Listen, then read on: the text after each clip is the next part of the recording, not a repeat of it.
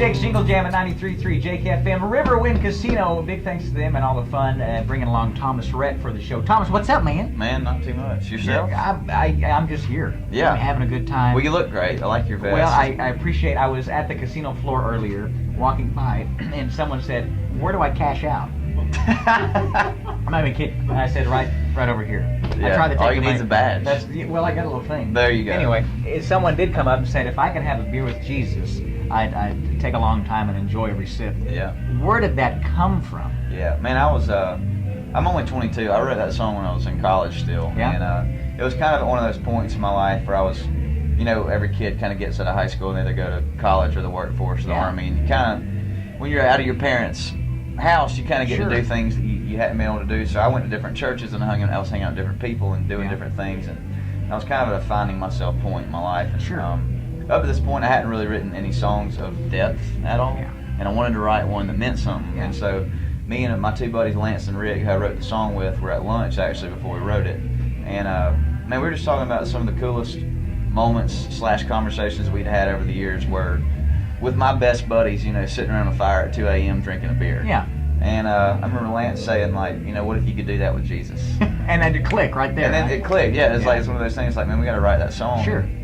So we sat down and we compiled a list of questions from average sinners like ourselves. Yeah. And questions that if we even had the guts to say anything, what we would ask Jesus if we had 20 minutes to sit down and talk to him. Yeah.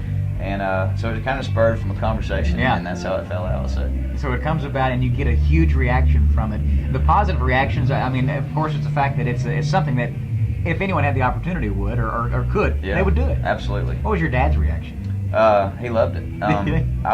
My dad wrote Honeybee for Blake Shelton. Yeah. And I went to that #1 party, and they asked Dad, they said, if there's a song that you didn't write that you wish you had written, what would it be? And he said Beer with Jesus. Are you serious? And he probably said it to suck up or whatever, but that's my boy. Yeah. But I wish that I had written Honeybee, so exactly. the Vice feeling versa. is mutual. So. Do you write together with your dad? Yeah. What is that like? It's great, man. We've written 4 or 5 things that are going to be on my first record. Yeah. And he's great to write with. When I first started out writing, I had no idea what I was doing, so I was definitely intimidated because he's such an awesome writer. Intimidated by your dad. Yeah. But now that I'm kind of doing my own thing and I have my own vibe, it's really cool to write because he's writing more for me. Sure. And it's a really cool father-son, best friend kind of thing. So. And did it start early on, or was it something later you picked up a guitar or thought, hey, let's give this a shot? Me and Dad wrote our first song when I was 9 years old. Yeah. And it was called A Piece of Wood, and it was about a guitar. And hey, now that's clever. Yep. Yeah. And I still remember how it goes. But it was that was our first song we wrote, and we'd written. I was in a band in middle school. Yeah.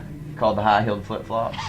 And I was the drummer in that band. Yeah. And, Dad recorded our first record in his living room. Really? Yeah. So he's always been a huge fan of everything I do. I've been through a lot of phases. Supports it. Oh yeah, he is. Yeah. He is. So you can be a fan of his, but it's just as mutual. It is. Him, it right? is. I mean, he's done everything. I mean, he's been at the top and the bottom of being an artist, and he's been at the bottom and now being at the top of being a songwriter. So, he's been through the trenches and he knows what it's like to to see success and be proud of it, and I'm equally as proud of him. So as an artist, what is your dad's, to you, your favorite song of his? Golly. And that's probably an impossible question for you to answer. A song that he recorded. Yeah.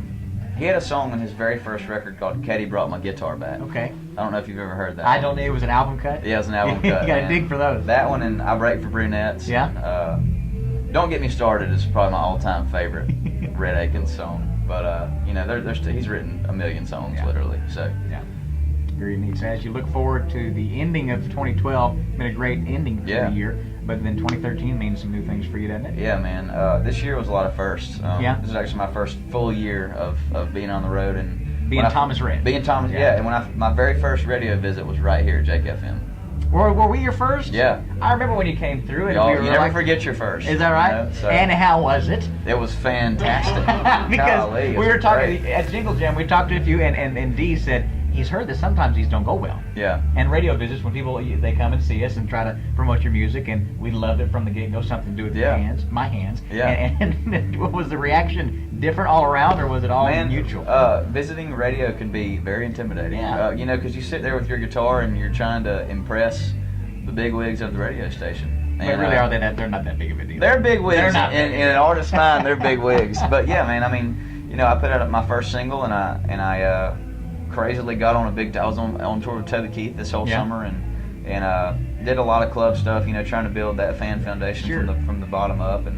And I got married 2 months ago today. Seriously? Yeah, and so I'd say we've made it. You And, have made it for yeah. when it comes to Hollywood status. Yeah, and so, but next, I'm really looking forward to next year. We're kicking off the year on Miranda Lambert's Locked and Very Reloaded tour, and then Is that with Dirks as well? Yes. Is that, okay. Yes, we're doing 10 dates with Miranda, and then me and Jake Owen are going to be on the Night Train tour with Very cool. Jason Aldean. So That's exciting. Yeah, So will this be your first time to do those arenas and to be a part of those tours? Yeah, because this whole summer all Toby played was the amphitheaters. Yeah. And so I've always we're playing Madison Square Garden. Oh, and, my God, yeah. We're doing 2 nights at Fenway Park. Yeah. I mean, there's some really cool shows to look forward to next year. You can imagine what it could be like, but what is something that you're most excited about when it comes to stepping onto a stage like that? Yeah.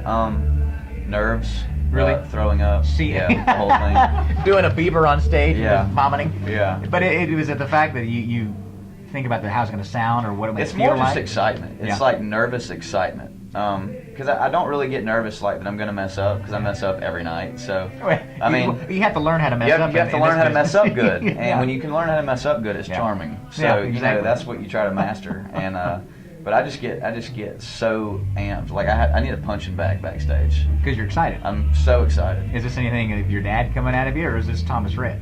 He's the same way. Is he? man. He gets He's excited the same for way. it? Yep. Yeah. Even after all the years. and I everything? usually fall asleep for an hour right before the show, Yeah. and I dream about the show while I'm sleeping. and then- Afterwards? No, before. Before the show.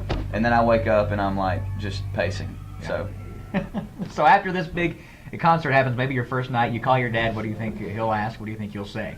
oh man, I don't know. He'll probably just be like, "How was the show?" And I'll Yeah. say it was awesome. Yeah. And Well, he comes to being you out there now. with Jason, man, he's one of my biggest idols, and Yeah. he's huge. And to get out there and watch a superstar like that entertain 20 to 30,000 people is definitely a learning lesson. So Yeah, you can sit back and take something Absolutely, from, yeah. from their demeanor and how it's done. Yeah. Very cool. Thomas Rhett, it's Jake's Jingle Jam right here at Riverwind Casino. Thank you for being here. you got it, man. Thanks. Good having for us. songwriting. We look forward to the new things coming from you. Appreciate it. Get some good stuff. We'll have more right here from Jingle Jam at Riverwind Casino. Good stuff. All right. Thank Thank you. you. Man. Appreciate it.